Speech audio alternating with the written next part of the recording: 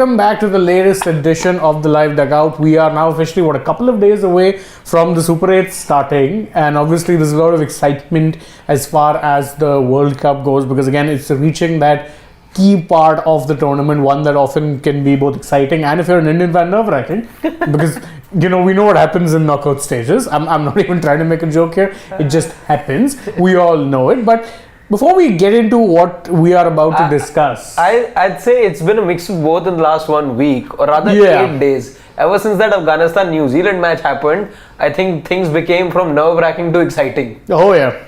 Because it was pretty much nervous, it was nervous in most cricketing circles. You asked fans as well. There was a feeling of ambivalence where nobody was really sure. But once things became clearer that your bogey team in New Zealand aren't there, but that's not to say Afghanistan are any walkovers, any pushovers for that matter, things are still interesting. Absolutely. I mean, if you look at the way the groups are going, it's very, very interesting. But as we always do, we normally always look to, catch up a little bit on what is happening in the world of cricket. And, normally sometimes there'll be days where you have to struggle to talk about things. Today, I don't think there's any such struggle. What has Haris Rauf been up to? I'm pretty sure whatever came his way was really brutal, because that's the only way an international cricketer who knows that he has cameras on him all the time would react that way. In fact, it's interesting that you say that, because as we speak, it was only a short while back that we got a reaction from him as well on social media. Of course, that video blew up, and the instance that we're talking about, in case you haven't really seen those visuals, you can check that out. The video's up on Sports Day. A bit of an altercation, borderline skirmish, I would say, when he got riled up by a couple of fans. Of course, there were other people to pacify, but it looked like it was a relative that he was accompanying, and that's what it then reflects in his post as well. So he's walking with the woman, and then he gets riled up with something that gets said from a bunch of cricket fans.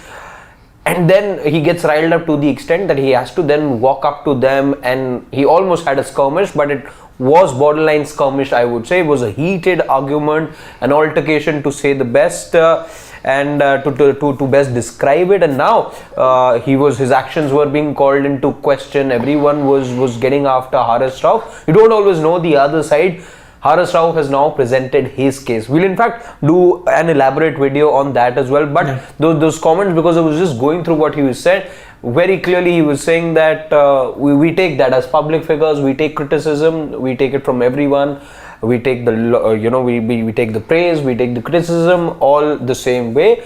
But there has to be a differentiation when there is a family member involved as well, and I'm going to not hold back if my family gets dragged into it. So you get a feeling that that person accompanying him, perhaps there was a personal attack being made, and was definitely somebody dear to him that firstly exacted that kind of a reaction from him, and then a statement being put out from him as well. Because otherwise you see these instances keep happening. I remember in PSL, Babar Azam's behavior was once put into question, where he got angry and he showed that bottle to the fans as well, a bottle that he was holding in his hand.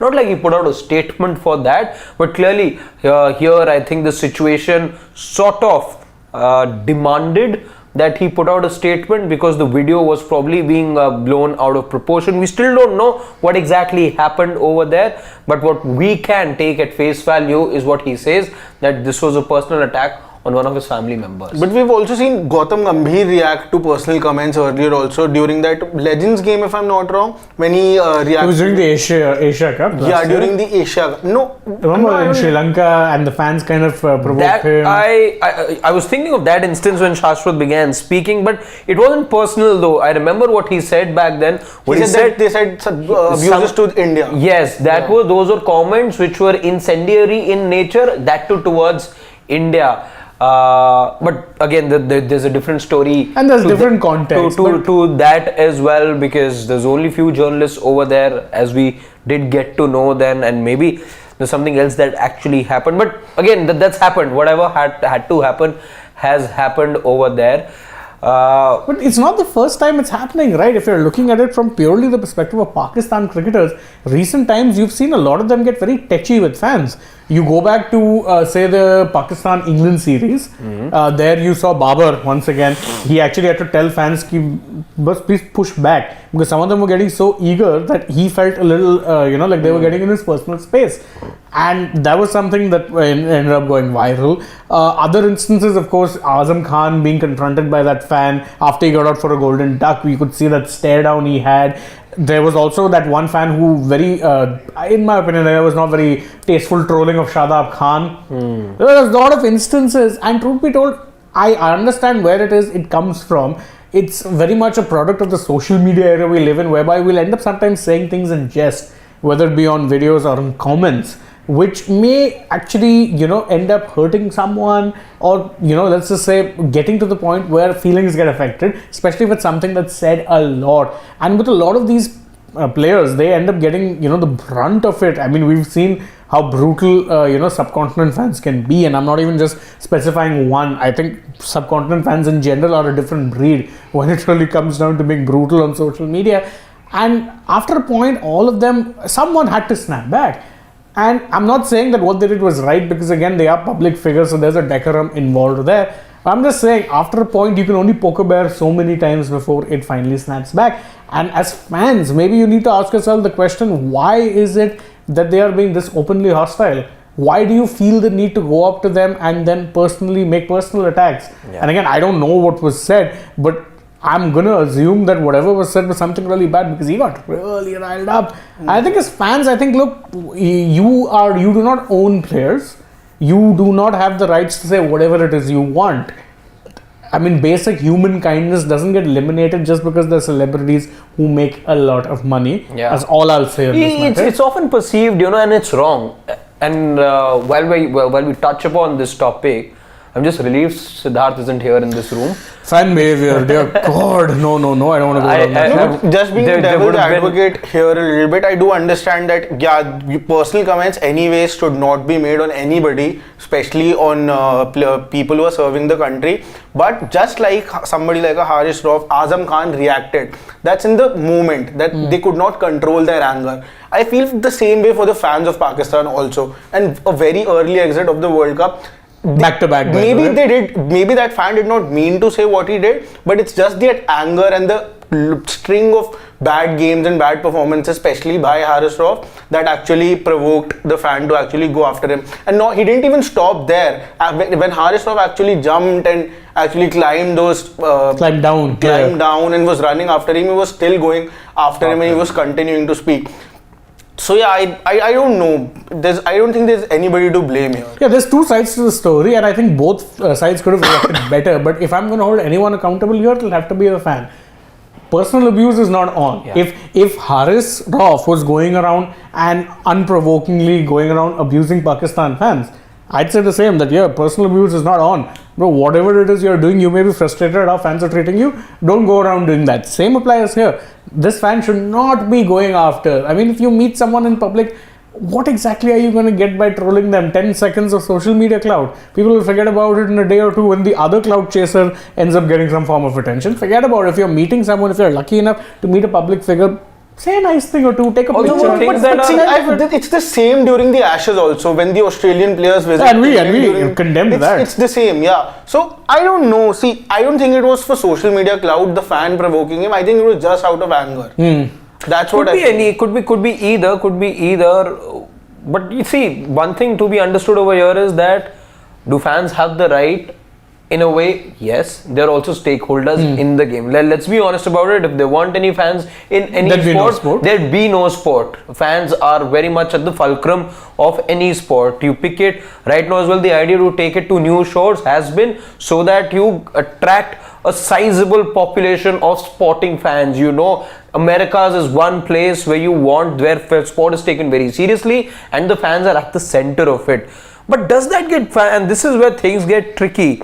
You, as a fan, cannot be entering into a territory where you end up making personal attacks, where you end up making remarks that are personal in nature. Yes, you have the right to express ire towards a fan, towards a player, towards a team, but all of that should probably be done in the confines of the cricket stadium. Anything beyond that, these guys have a personal life as well.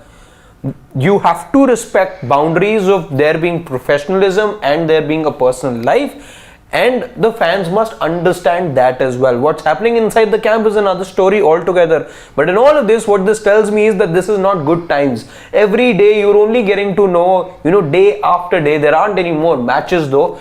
It was transitioning, it was going on to be a story of match after match, run after run, defeat after defeat. You are seeing a new chapter in Pakistan cricket. Now, even though that tournament has ended, you continue to see, another chapter unfold, which just tells you about the poor state of affairs Pakistan cricket is in right now. You're only hearing stories from the back room right now. Some senior scribe then telling us about what it is that Gary Kirsten feels at the moment, where we've heard players as well speak about the team composition, the team spirit. But we've now gotten to see a new chapter where we know what the fan is also experiencing, and it can be extremely tough on Pakistan cricket fans as well, because this is humiliation for the second successive time in a space of 8 months. So it is just tough times for Pakistan cricket, to put it in a nutshell. I mean, it takes you back to the comments which you've been hearing from Gary Kirsten that have been doing the rounds. He said that this team isn't like a team. So it's definitely tough times, and I understand fan frustration, but let's try not getting abusive to players, please. Really. If you think you feel disappointed as a fan, rest assured a lot of them feel just as, if not more, given they're directly involved in it. But only thing, I do totally agree with you that personal comments should not be part of the sport, and you should not get personal either to them or to their families or to their loved ones, anyone. But I think that's what anger exactly does. Over here, I just blame Haris Rauf a little more because I feel he is the one who has more responsibility towards. But you can't see. Election says you can't keep poking a bear. Yes, you expect these athletes to be superhuman at times, to be the role model, to be that example of everything and anything out there, and they've got to be the paragon of everything that mankind is all about. But it can't be that you first try and trouble the person and then see how much is it giving them exactly what they want. Because getting so personal, I think fans do that just to get the attention and get that reaction out of the player. It's like if there was some disturbing element, let's say in this studio right now, knowing that we're on a public platform and we're on camera right now. If there's something that's constantly bugging us, let's say this chair for that matter. So would you just pick it up and throw the chair, or would you just start ignoring it? After a point, I will get irked with it and I will start fidgeting on this chair.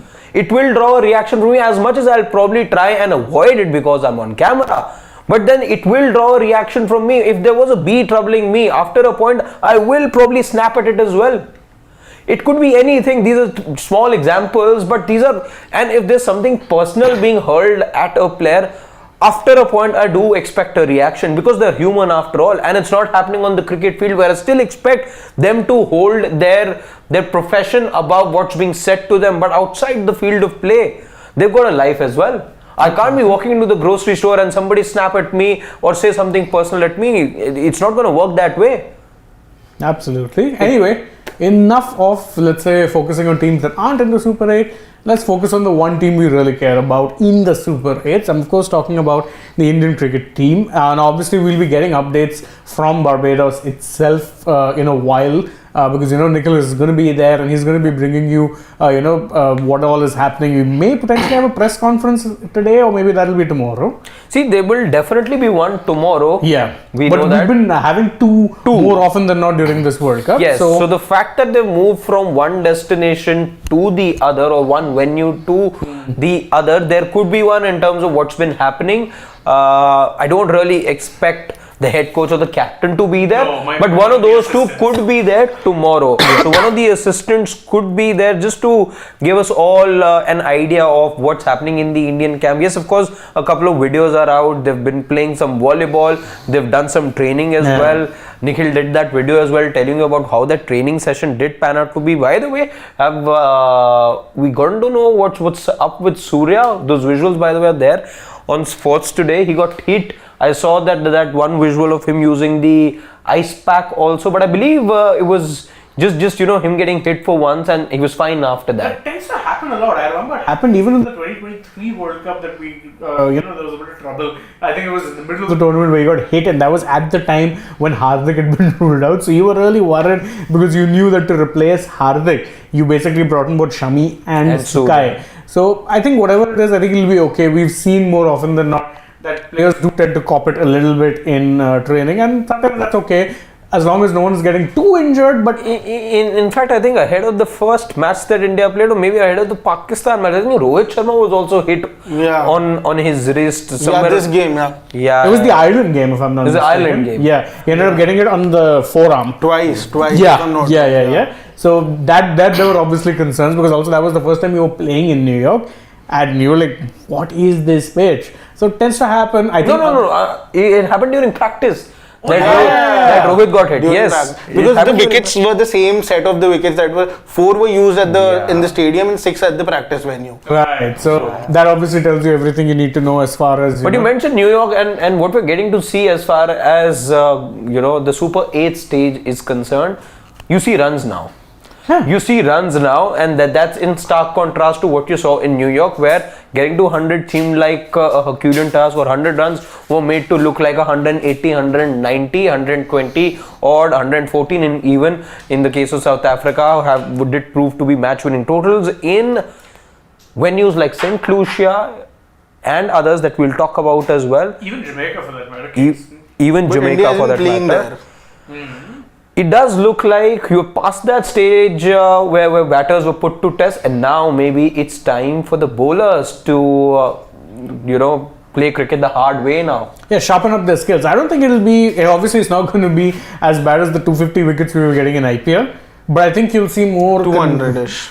Maybe 200-ish, 180 to 200 will be the benchmark you see now, and that could necessarily, again change, because again you saw what the West Indies did to Afghanistan. Man, that was some brutal batting, and you do know that something of that sort, if it does happen, it'll definitely be entertaining. I think especially after some of the turgid low scores that we've ended up getting, I think getting to say 200 to 200, even 210 or 190 types will be a treat. The real question is, how now do India going about preparing for this, given the one game that they could have played on batter friendly conditions ended up getting washed out. Of course, talking about Lauderhill. Yeah, to say that things function as if it's a button, no, it doesn't work that way. Though the expectation is exactly that at times from professional cricketers, that you turn the button off, turn it on at times, and that's exactly what the expectation now will be, that you acclimatize yourself to new conditions and play the way that now new conditions will demand you to, which is going to be in stark contrast to the way that you played. There was so much adaptation that you needed to do over there, and it wasn't easy, even for those who played so much international cricket. Here now, I would say teams that have spent some time playing in the West Indies will probably find it easy to get going in the Super 8s. That's not to say that it diminishes India's chances, but maybe India could take, let's say, at least one game to get into the groove fully. No, but I feel that the Indian team has not changed their method of batting in New York either. We saw in the Pakistan game also, even though wickets were going, they were going, trying to at least go after the batters. But the problem with, so I don't question the approach the batters are going to follow. I'm not questioning the approach, but I don't know if this would be a challenge. Yeah, so exactly that I still don't have confidence on the fact that will it work for India or not, because till now it worked, because in low scoring games you were ended up winning because you had such a bowling attack. But now suddenly when high scores, will this approach actually work for you? That is something that does not give me confidence as of now. Anyhow, at this point in time, like we told you earlier, there will be live updates coming all the way from Barbados. That's where our man Nikhil Naz is right now. Nikhil, if you could hear us. Yeah, I can hear you. Of course, I've been listening to you. Lovely. We were just talking about what the conditions could be like, and of course, you got a very close view of the Indian players yesterday. I believe you were close to the stadium as well. Could you talk us through what you saw yesterday, and what is it that you're picking up from the ground as far as the expectation from the playing conditions is concerned, from the pitch? What is it that we can expect there in the West Indies? Okay, talking about being close to the ground, this is it. This is the Kensington Oval that you see right in front of me. Right now, I don't know how much of the stadium you can see, but this is it. This is Kensington Oval. We're right outside it. Today, it's a little better. The weather, slightly better, not as hot as it has been. I mean, yesterday was blazing hot and very humid, and I felt for the Indian players that were out for practice. Today, much better, cloudy weather, and it rained last evening and last night, so slightly better today in terms of the weather that we've got. But what else can I tell you? The Indian team's going to be out for practice now very shortly. In fact, they're just about to reach, and we'll be bringing you all the latest updates from India's practice session. The pitch in Barbados, by the way, because you are talking about the pitches, it's the first time that India have got even decent pitches to practice on. Just look at where they were. They were in the US, in New York, where the pitches and the matches you all saw wasn't great. But even the pitches that were there for practice session weren't great either. So it wasn't a great situation to be in for the Indian team. And you heard from Rohit Sharma right after that stint in New York was done. He was, grateful that was done, dusted, and they were moving to Florida. They were expecting better pitches in Florida, but unfortunately that didn't happen either. So they haven't got great pitches so far to play on. And what was worst was even in practice sessions, right, the pitches weren't great. So the kind of momentum with the Indian batters will be looking at, the kind of cricket that they'd like to be playing, that's not the kind of cricket that they have got so far in terms of getting the kind of pitches they want in this World Cup. Because we saw the game yesterday, which was we have to go from here only, I think. So we saw the game yesterday. You remember the Afghanistan versus West Indies game. By the way, that was probably the first game we got to watch on live TV. Luckily, it was coming on TV that way. Otherwise, I've told you that we've been forced to watch those games just on scorecards, but we got to see a game on TV. So those kind of pitches is what India would like. But are you going to get all pitches like that, like the one that you got at St. Lucia? I don't think so. You're not going to. That is probably the best pitch. And guess what? On the best batting pitch, you're going to get the best batting team that you'll be playing. So India playing Australia in St. Lucia. I mean, that's not to say the Indian team won't cherish those conditions. I think the Indian batters would also enjoy those conditions. But I'm just saying in terms of, matchup of the venue, they would have loved to have played, let's say, a Bangladesh or an Afghanistan in St. Lucia and maybe have Australia in Antigua.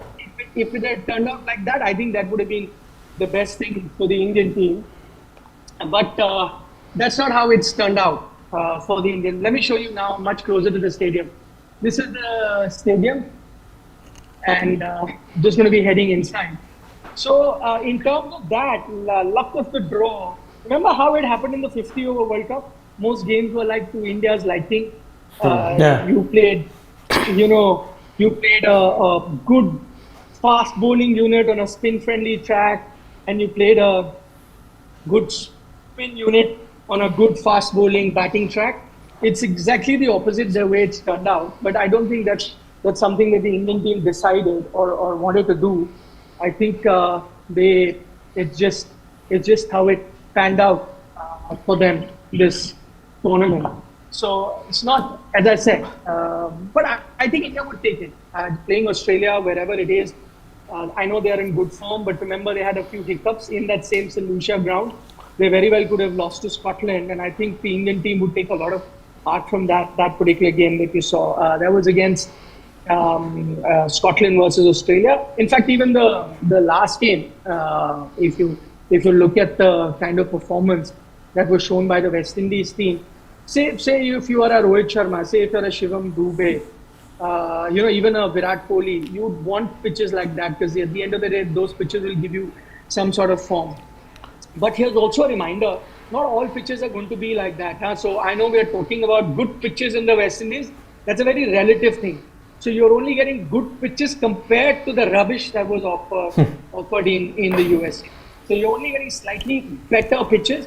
But tell you what, Antigua is going to be troublesome. Oh, I've seen an old friend of ours here. अच्छा आप चलो मैं आ रहा हूँ. So that is Vikrant there. We're just about to enter the stadium because the team would be coming. So I said, I've asked him to carry on because otherwise then I'll have to cut the call. We'll have to go through security checks. So maybe I'll finish a 5-10 minute chat and then head to the practice. Because we already have one man from our team keeping an eye, so it's not that I'll miss something. Yeah, but just coming back to the pitches. See, we're saying good pitches, they're relatively better than what we got in the US, but you're still not going to get the conditions that you got in St. Lucia. So I think St. Lucia was a dream for batters. The pitch that you got in St. Lucia, it's an absolute dream. You are going to get probably the worst of the pitches in Guyana, which is a semi-final. You're going to get a tricky pitch. So I was listening to you guys discuss as to India's approach and so on and so forth. I think India will have to change their approach. They'll have to play with the US kind of approach, though they did not even change their approach in US, but they'll have to tweak their aggressive approach in Guyana, maybe even to an extent in Antigua. So it's only here in Barbados that India can play that all aggressive new template that they want to, and in St. Lucia, only two places where they can do that. Rest of the places, they will have to look at conditions and then adjust accordingly. But I don't think the Indian team would mind. If you ask me, what's the best pitch, looking at the opponents that you're playing, and that's not to say that India cannot do well in St. Lucia pitches, but looking at the opposition and the threat that the opposition can provide, what would be the ideal conditions for India? I think probably Barbados or Antigua could be the ideal condition. Would you want to play Australia and St. Lucia? Ideally not. Again, I repeat, not to say that India cannot beat Australia and St. Lucia, but if you are seeking any sort of advantage, maybe St. Lucia is not the ideal pitch. Would you prefer pitches the other extreme, the kind we got in US? No, because even that turns into a lottery. Because even on a pitch like that, if you're up against an Afghanistan or even up against Bangladesh, you end up losing. It's a lottery. So what is the ideal pitch that India would want? India would want an ideal pitch that's a 160, 180 range pitch. Because I think that's a kind of a pitch that India hold an advantage over other teams. Take any team for that matter. Take Afghanistan, take Bangladesh. So where Afghanistan, Bangladesh, you might say, okay, their bowlers can come good, but then the batting might struggle to chase 160, 70. That kind of maturity we haven't really seen with a team like Afghanistan or Bangladesh. Then go to the other extreme, a St. Lucia, 200 sort of a pitch. There you can see someone like Australia chase it down, but make it a 160, 170 pitch, and I think India then hold the edge. So those are the pitches that India would like, but you're not going to get those. At best, I think Barbados could be that pitch.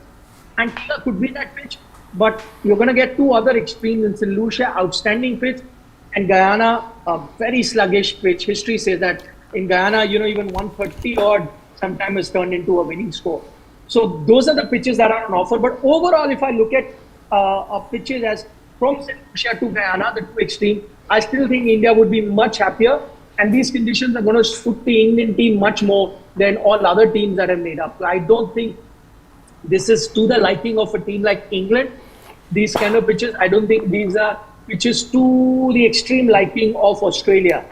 Now, a lot of people will point out that England and Australia played a T20 World Cup final the last time it was played here. I was here, the final was played here.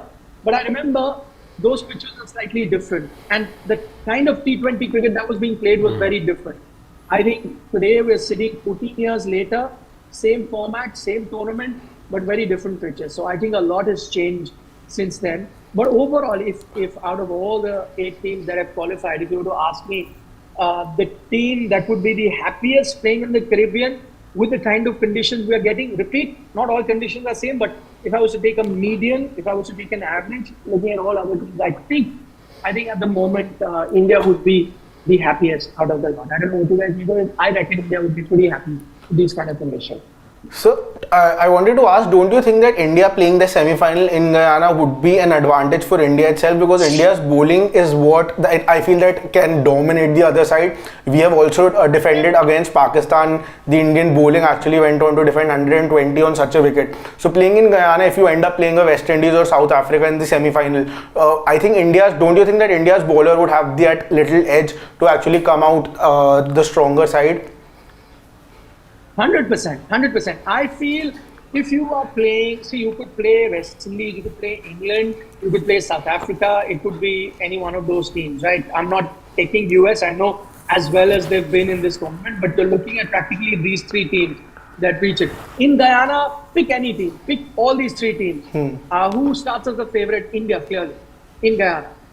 Again, but for reaching Guyana, you need to reach the semi-final, and I don't think India could have asked for a better draw than they've got right now. The only tough game I see in the conditions would be St. Lucia, Australia. But that also I'd say is a 50-50 game. I think the hammering that Afghanistan got last night, that's going to really dent their confidence. That's number one. Secondly, they travel, they get here tired, and then immediately have to play their Super 8 game. Indian team, on the other hand, very refreshed, has had a long training session yesterday, one today as well, might have one tomorrow. But I don't know how many may turn up tomorrow. So I think far more refreshed, far more comfortable with conditions here. The other thing is the form of the Afghanistan spinners. Rashid's just not looking the same. I mean, just look at his over to 2 run. It's very rare that I see Rashid under the pump. And that's not to say that he's not had bad games. Of course he had mostly good games, but he's had bad games also. But just yesterday, for the first time, I felt that he didn't know what to do. He just kept bowling the same area. And all that Nicholas Pooran did was just push his front leg towards long on and then just tonk it over the mid-wicket area. That's what he was doing. And I did not see Rashid do anything differently. And that's for the very first time I saw him flustered. So if the captain, if the number one ace player is going to go with that sort of a confidence, if their batters with the kind of collapse they have with that sort of a confidence against an Indian bowling lineup that's firing on all cylinders, I'd say clearly India start favourites there.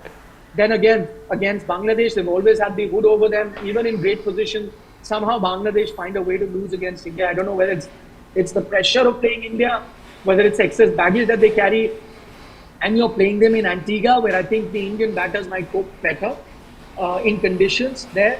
I think it'll be an average sort of a pitch. The only time I'll worry against Bangladesh would have been if you got a Guyana sort of a pitch. You never know. You remember the series that India went to Bangladesh and Bangladesh really troubled India because you had those kind of turning tracks. I mean, that's the only situation. Antigua, not a very high scoring ground, but I don't think should be really spin friendly sort of a ground. So again, India start favourite. So overall, if you look at India's 3 matches, they are odds-on favourite to make it to the semi-final.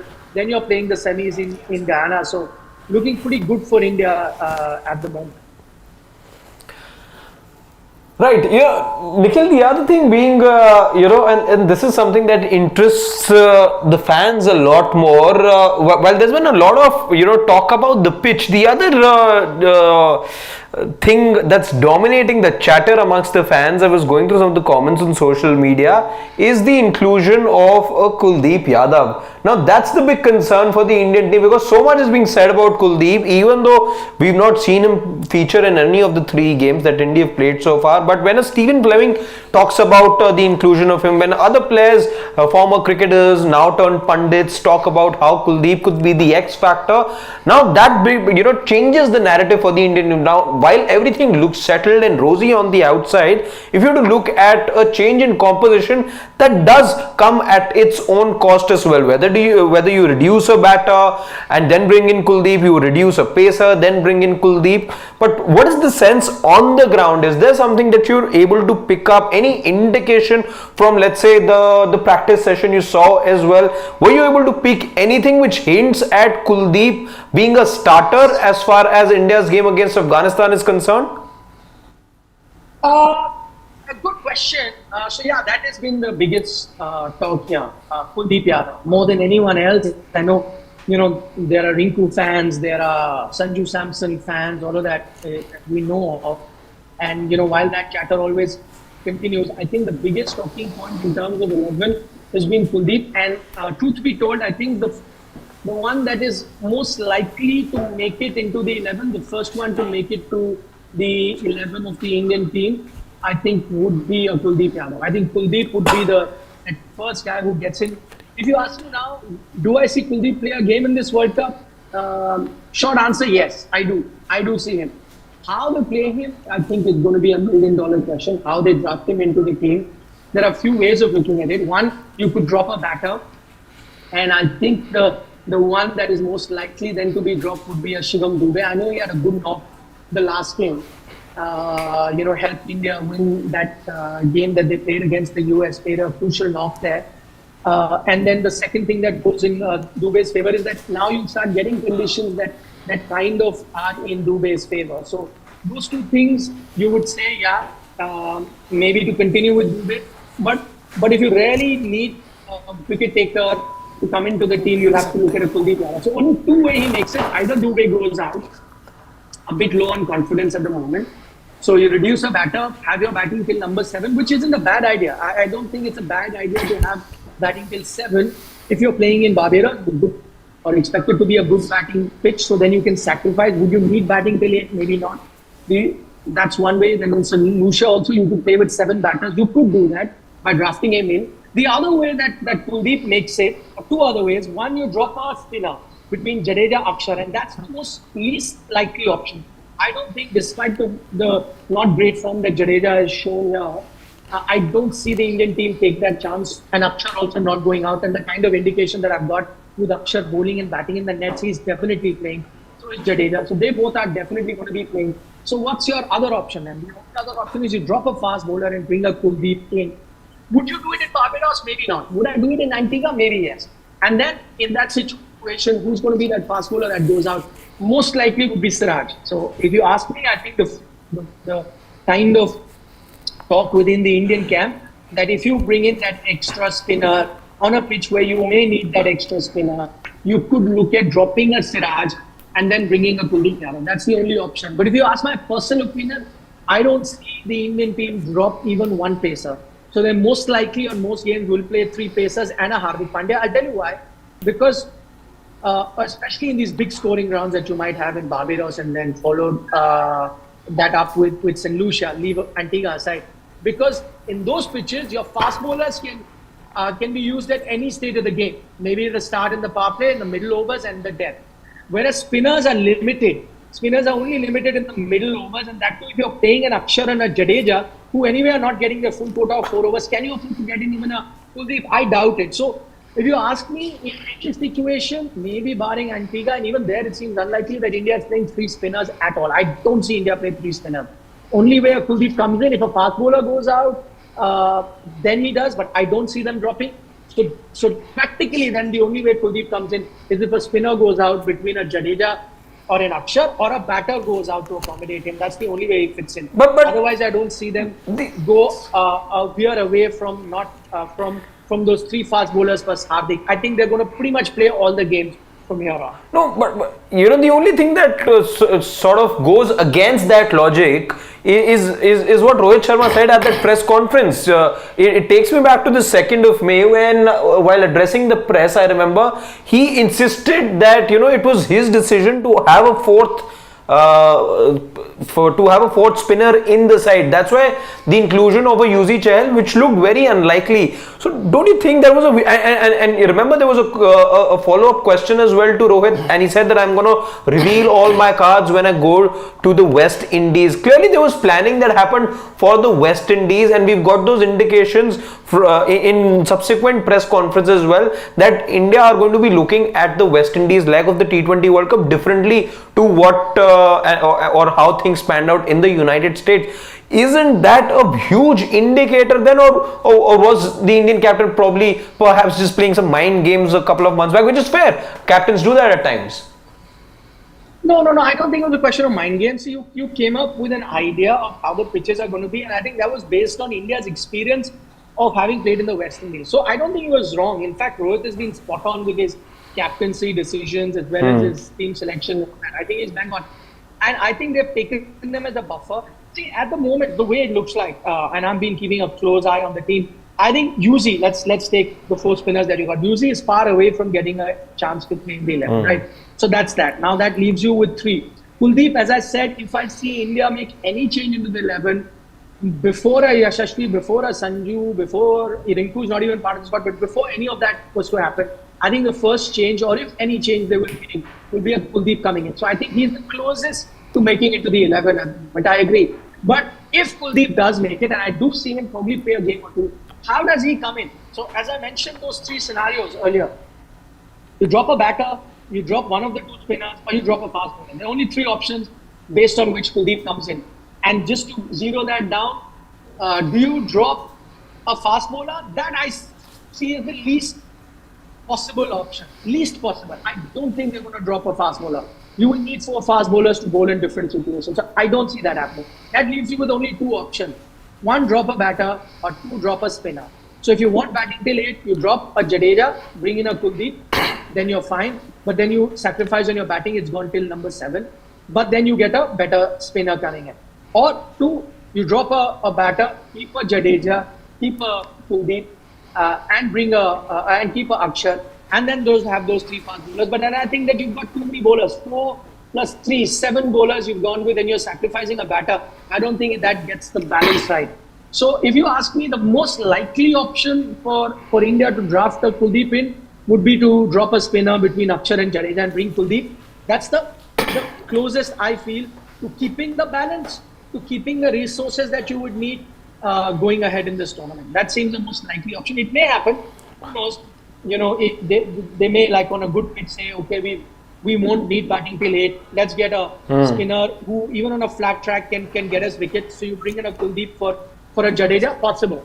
That's the possibility. The most possible thing India can do, and the closest they can be to changing their 11, yet keeping their balance intact.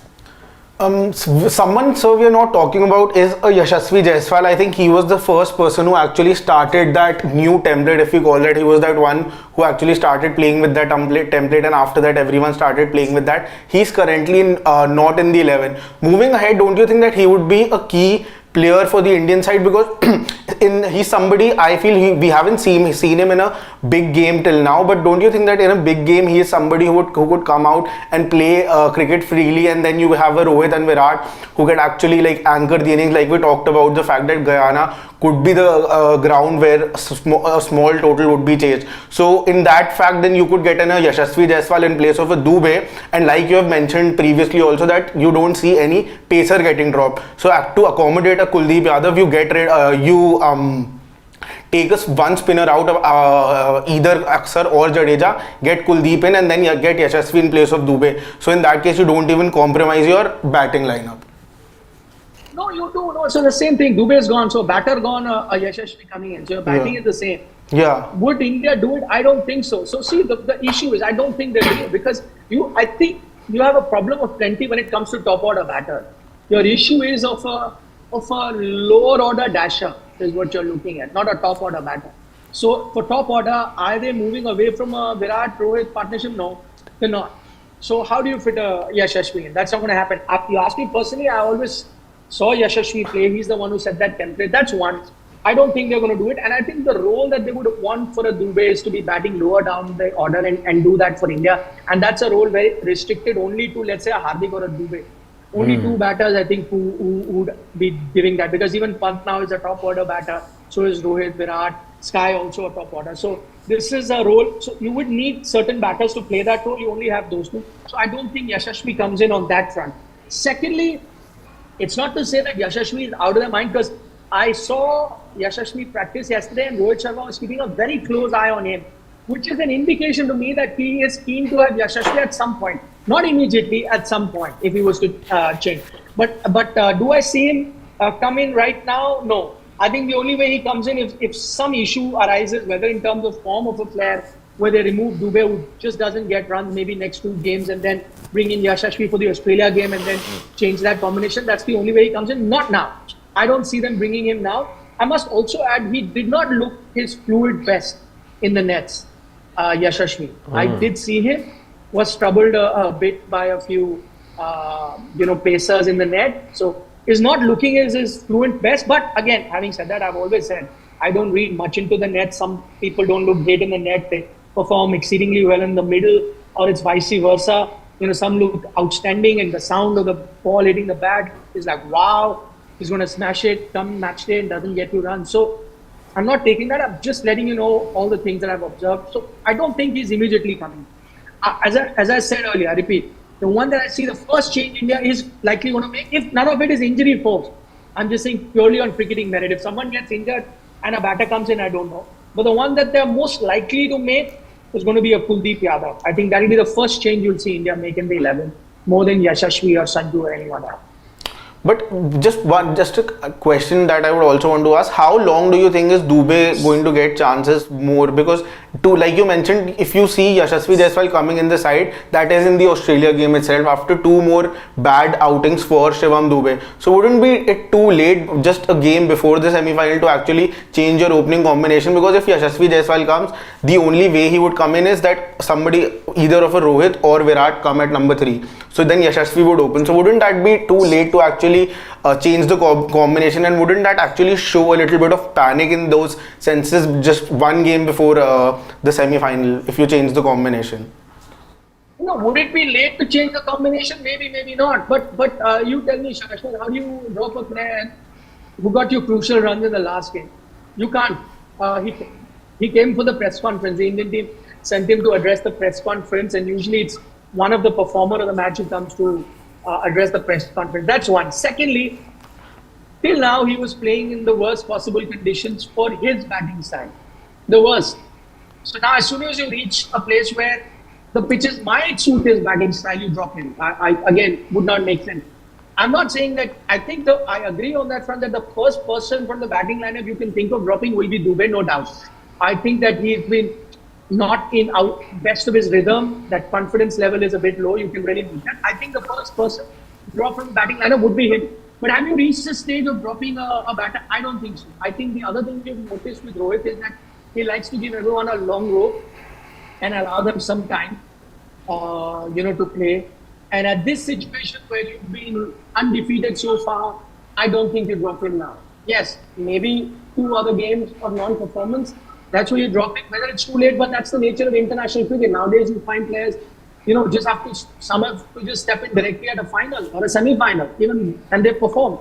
So some people enjoy that. Maybe you could do that.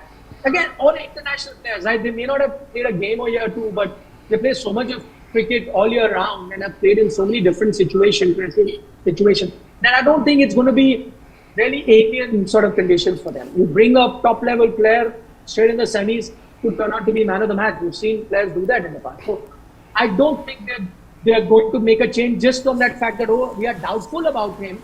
So let's quickly make a change now, because the one that we want to make a change needs to get some game time going forward. No, I don't think they're going to be thinking like that.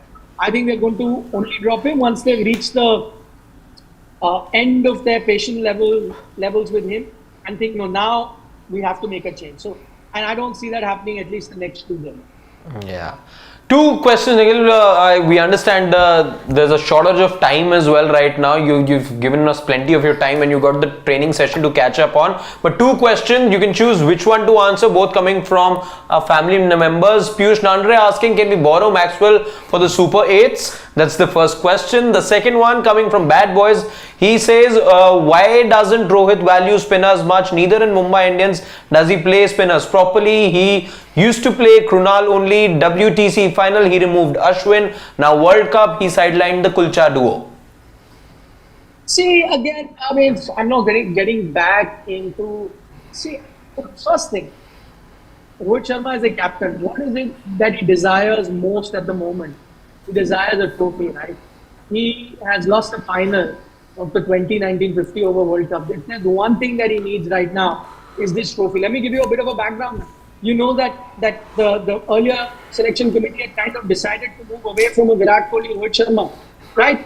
The new selection committee reposed faith in them and got him back. So what does that do? That puts extra pressure on a Rohit Sharma, and he's dying to prove that, listen, the calls that you were taking earlier of not having us in the T20 format, you were wrong. We could still win this tournament, and he wants to do that by winning this tournament. Second context, Rohit Sharma was removed from Mumbai Indians captaincy, right? Something that clearly would have gone down well with him.